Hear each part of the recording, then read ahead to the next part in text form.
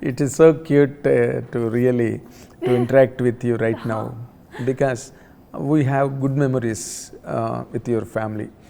Even I wrote an interview of your mother's Okay. during the days when she acted with our Balkrishna sir. Yes. Yes. That was a great moment. Wow. That was a great moment because at the time Ravina Tandon was on a peak Yes. in Indian cinema those days. I remember very vividly. Yes. So you are coming from that point of popularity into Telugu film industry. How do you find this prospect?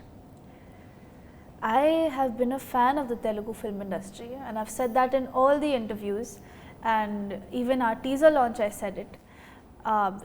It's the first Telugu film I actually watched was Bahubali 2, and after I watched that movie I was like, wow, this is like larger than life cinema, and I was like 10 I think, or 11, and since then I've tried not to miss any of the movies, but since then I've been saying, I want to work there, and when Ajay sir came with the script, I was more than happy. I was like, let's go.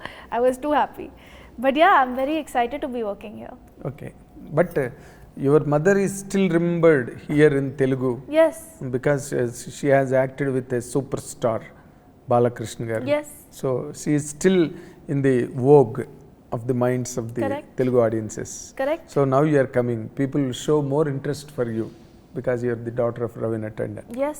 Right? Yes. How do you really analyze that image of being the daughter of a superstar in Indian cinema? I think for me, before anything else, she's my mother. She's my mama. She. Nobody can dispute with it. Yes, I mean, she's the woman who's put me to sleep every night of my life, and when people tell me that, oh, your mom and all, I'll say, yes, I'm super proud of her and I want to watch all her movies, and now I hope I watched all her movies, but when I go home, she feeds me dinner, She is a general mother.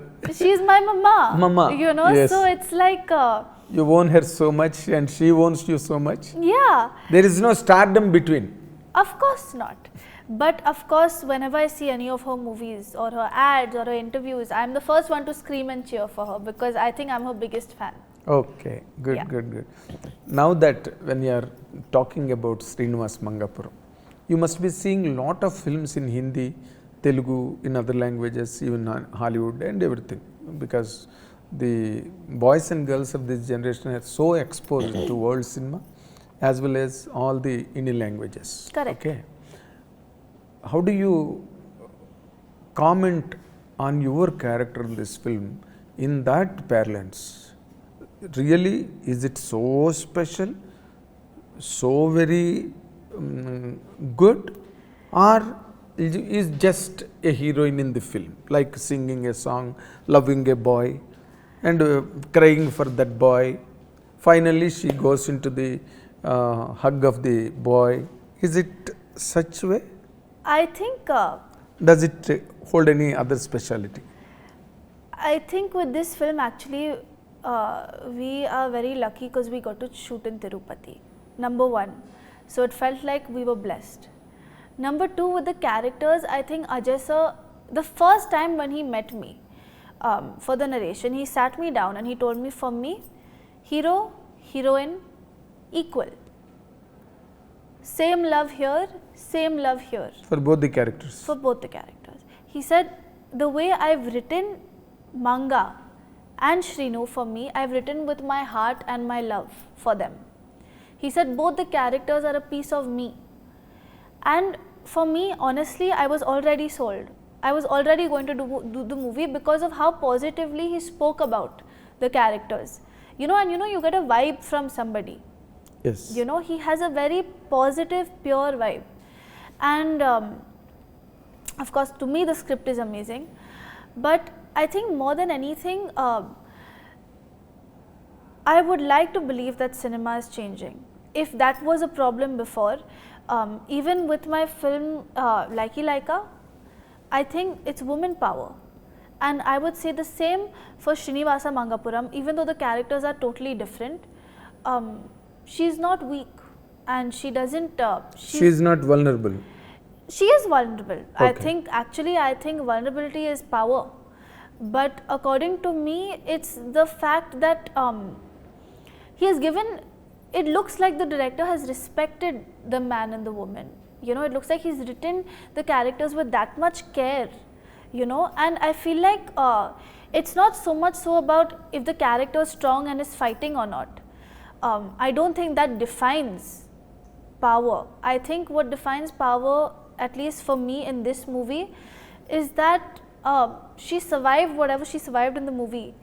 And to me, Manga is a fighter. Oh, To me, Manga is a fighter, even though she did not physically fight. Now you'll have to watch the movie to see why. but you can tell us, hint us, what does she really fight for?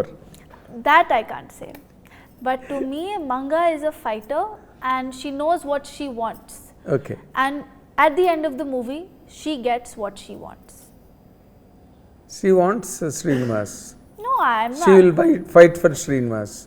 Or she will stand implicitly in fight. I don't know anything. I don't know. But I know that she is a fighter Okay. and she's so free in life. And I think that is how women are and should be. They're confident, they know who they are, you know, they're not scared, they're excited, they're happy. And to me, being okay with yourself and being completely confident in who you are is power. And to me, that is who Manga is. Okay.